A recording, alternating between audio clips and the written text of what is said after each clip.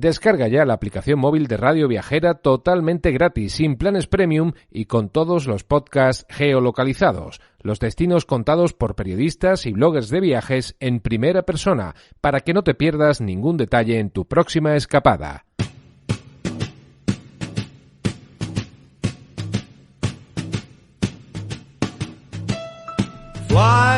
Estás escuchando El Viajero Accidental con Luz Picos y José Luis Conde del viajeroaccidental.com en radioviajera.com.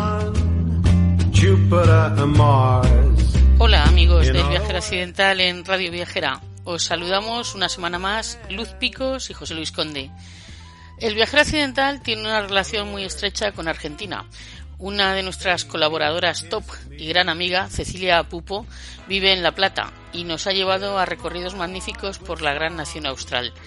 Hoy volvemos a Argentina de la mano de Pilar Monforte, que ya ha estado en episodios anteriores del Viajero Accidental. Con Pilar tenemos una relación que viene ya de hace tiempo, aparte de ser cantabrona, como ella dice.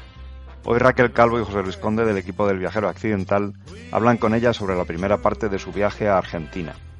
Vamos a recorrer con Pilar sus experiencias en Iguazú y después en el Calafate y el glaciar Perito Moreno. Esta es una primera parte, nos reservamos la segunda parte que nos llevará a Ushuaia y Buenos Aires.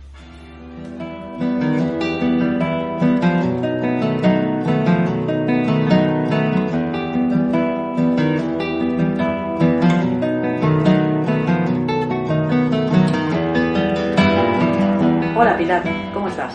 Pues muy bien, francamente bien. Bienvenida de nuevo al Viajero Occidental en Radio Viajera. Pues ¿cómo te encuentras? Me encuentro estupendamente, la verdad.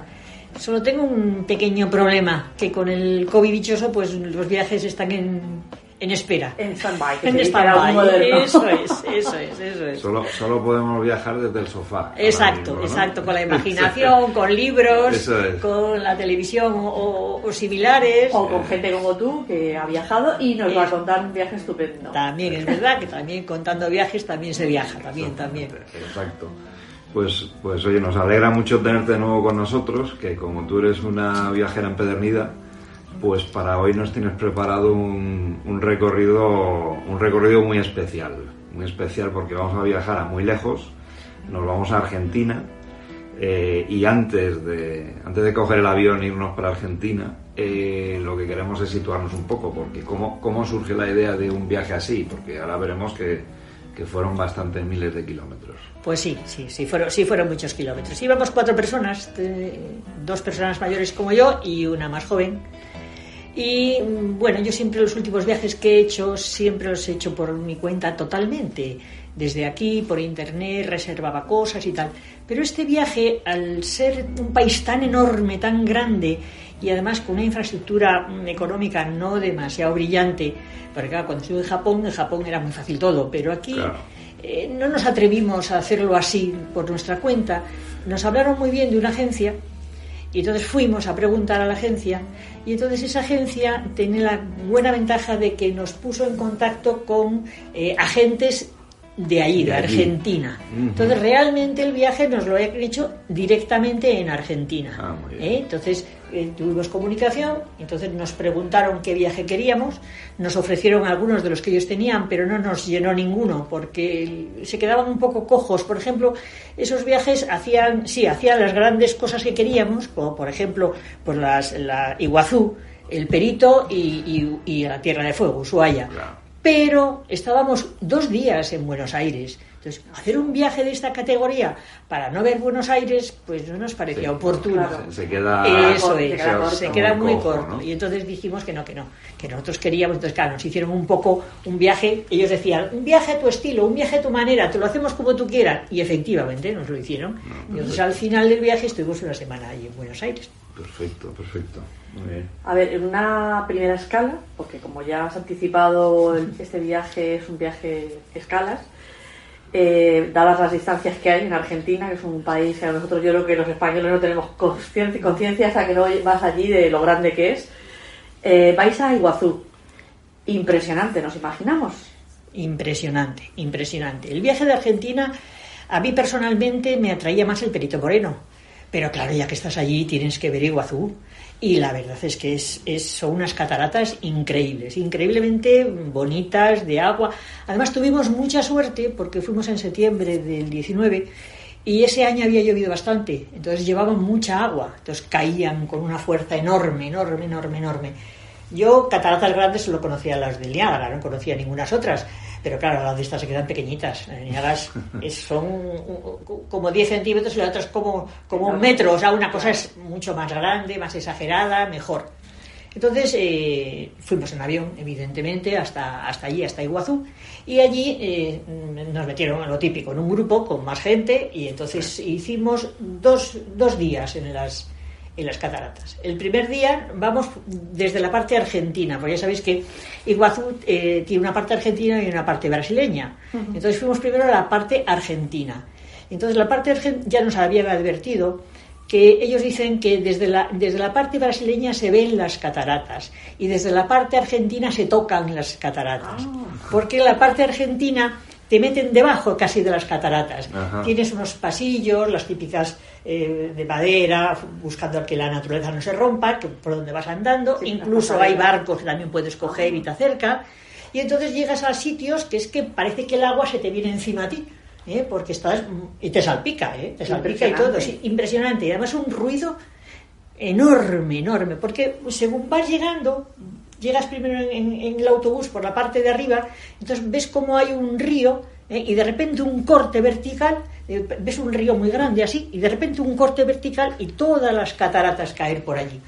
Y estuvimos, claro, todo el día entero metiéndonos, viendo para aquí, para allá, todas las cataratas, y es impresionante, es sobrecogedor. Hice 1000 fotos, soy amiga de la fotografía, hice 1000 fotos. Es que eso es impresionante. Pero no, cuando las he visto después y las no hacen honor a la realidad.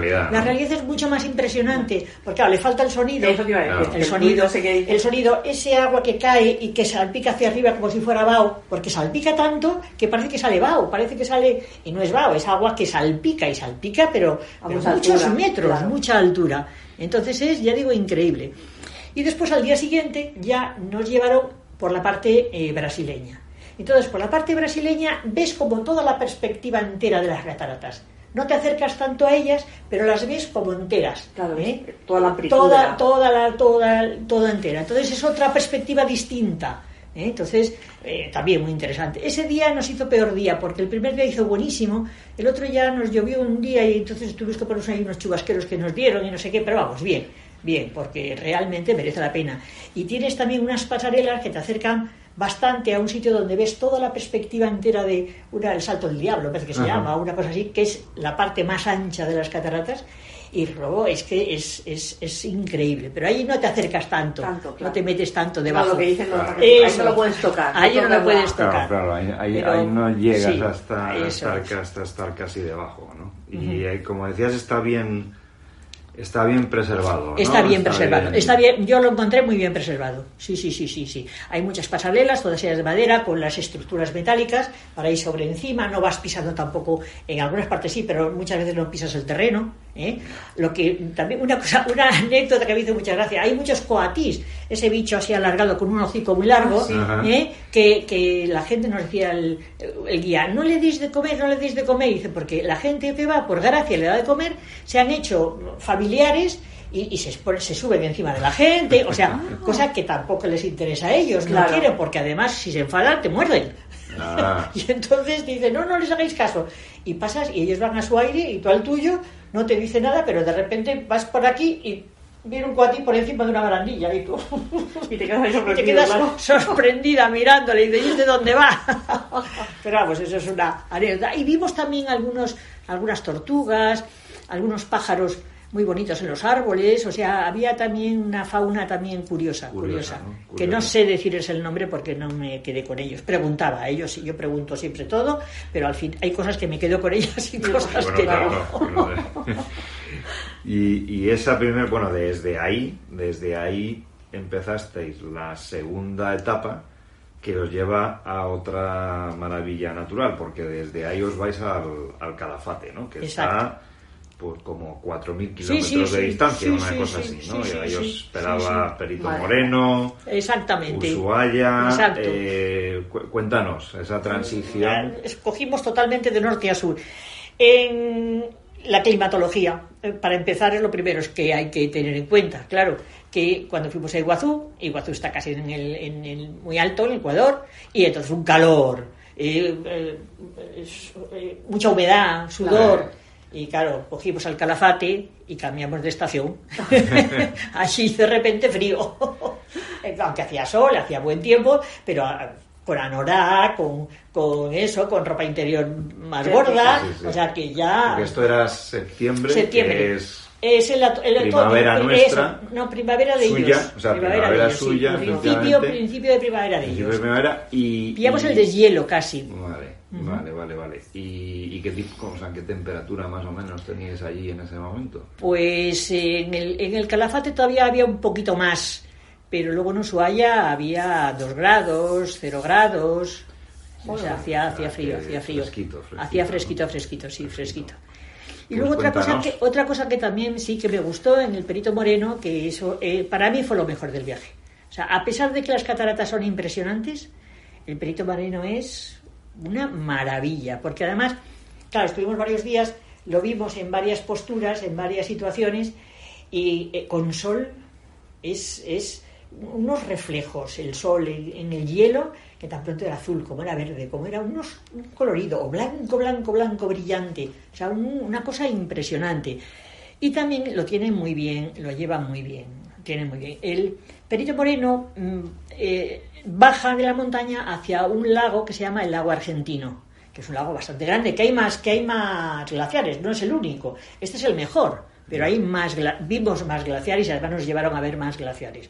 Y entonces hay un barco que va por el lago Argentino y te va acercando y vas viendo las distintas perspectivas del Perito Moreno, que es enormemente largo, no sé si tiene 30 kilómetros de ancho de profundidad, y la altura de la pared 50 y 60 metros tiene. Entonces, claro, vas con un barco, de esos barcos como de río, que tienen poco calado, sí. De esos, y te acercan, que no lo tocas, pero te da la sensación de que lo vas a tocar, te acercan muchísimo, y es una mole de hielo enorme encima de ti, que es bueno, que dices chiquitito, ¿no? Exactamente, te hace sentir pequeñito, porque luego también dimos un paseo, porque también hay unas barandillas para verlo desde tierra, pero claro, se lo ves un poquito más de lejos. Es muy bonita la vista también, porque ves todo el lago, ves el Perito, ves otro más al fondo, ves varias cosas. Porque dadas las distancias, o sea, llegasteis al Calafate. ¿El Calafate a qué distancia más o menos está del Perito? Pues como a media hora del Perito, porque está prohibido construir más para allá para evitar que la gente... Vale. Entonces lo tienen eso, por eso lo tienen bien cuidado. Todo es parque natural, y entonces que lo tienen muy cuidado y no dejan ir a nadie por cuenta y riesgo. Tienes que ir con gente, con guías, con gente organizada. ¿Y entonces el recorrido por el lago y los glaciares? ¿De qué duración tiene? O sea, ¿cuánto dura o cuánto duró el que dices vosotras? Hicimos varios, pero cada uno de 2 a 4 horas duraba cada uno. O sea que sí, te dan un gran paseo. Además son barcos que van muy lentos, van despacio, porque el primer día que fuimos al que vimos todo el Perito desde abajo, desde la parte derecha del Perito, pero que lo cogimos así bordeando, ese pues nos llegamos mucho para allá y todo más. Pero al día siguiente vimos otros, y entonces fuimos por una zona en que había desprendimientos y había icebergs caídos en el y entonces el barco iba sorteándolos. Entonces, para aproximarse lo más posible para que hiciéramos fotos, porque los barcos eran muy grandes, en cada barco ¿cuánta gente podíamos ir? 300 personas o una cosa así. Sí, el barco con unas barandillas muy grandes para que todo el mundo pudiera asomarse. También tiene una parte cerrada porque había gente que no se atrevía a salir fuera porque hacía frío y lo veía desde las cabinas interiores, pero vamos, también muy amplio y muy bien. Había butacas para sentarse, había un bar incluso, o sea que el barco era grande, pero los barcos los manejaban muy bien y ya digo, se acercaban una barbaridad. Y entonces Claro, ahí también, pues eso, hice 1000 fotos, también lo mismo, porque se acercaban tanto que es que parecía que los ibas a tocar con la mano, los iceberg. Y claro, siempre nos decían, fijaros lo que asoma, pues lo que queda dentro es como, no sé si 9 veces más lo que se hunde de lo que se ve. Y se veía unas moles de, algunos, estos eran pequeñitos, pero unas moles de hielo enorme. Digo, madre, lo que queda por debajo, porque si es tanta cantidad. Qué miedo si cae alguno. Sí. Y lo que sí se oye, porque nos dijeron, lo bonito es ver caer, porque se va desgajando y ¡chas! Cae. Claro, coger una foto de eso, o eres un experto o estás allí 2 horas mirando fijamente para un sitio, porque si no. Pero sí que oías cómo se rajaba. Y de repente cayó. Y cuando vuelves, ves que está en el agua, pero no la has visto caer. Ya. Pero sí lo oyes. Oyes al... Cómo se va resquebrajando. Exacto, ¿no? el hielo. Cómo se va poco a poco. Porque es que nos explicaron que el perito moreno tiene fama de ser el mejor porque está en equilibrio continuo. El perito moreno baja por la ladera y llega hacia el lago. Pero donde llega al lago, enfrente hay un promontorio. Entonces el perito desciende y choca en el promontorio. Y entonces se pega. Y poco a poco se va haciendo por dentro, se va horadando, y de repente cae. ¡Plaf! Y es cuando cae. Pero claro, de repente. Creo que eso tarda 2 años o tarda no sé cuánto. Claro. Y entonces, como se choca aquí y no va más para allá, él se vuelve a cargar otra vez y vuelve otra vez a ir avanzando. Y por eso dice que está en equilibrio continuo.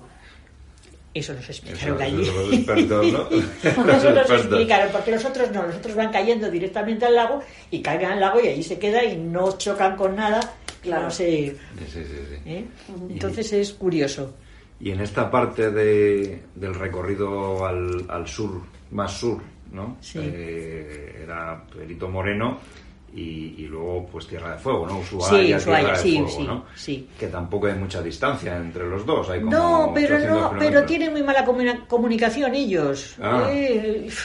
¿Qué creíamos nosotros? ¿Que íbamos a ir de ahí en avión? Pues no.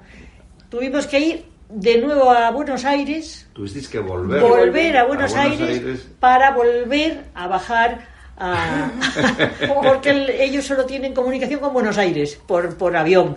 Luego, claro, ¿quién se hace esos recorridos en esos sitios en otro medio de transporte? Pues necesitas 3 o 4 meses para recorrerlo, entonces es imposible. O sea, que de vuelta a Buenos Aires, que será un vuelo de 3 horas. Exactamente, por ahí, ¿no? Exactamente, y luego otra vez hacia abajo, a Tierra de Fuego. A Tierra de Fuego. ¿Cómo fue? Muy bien. Bueno, la gente allí muy amable. Mucho turismo, evidentemente viven fundamentalmente de eso, aunque también tienen algo de ganadería en esa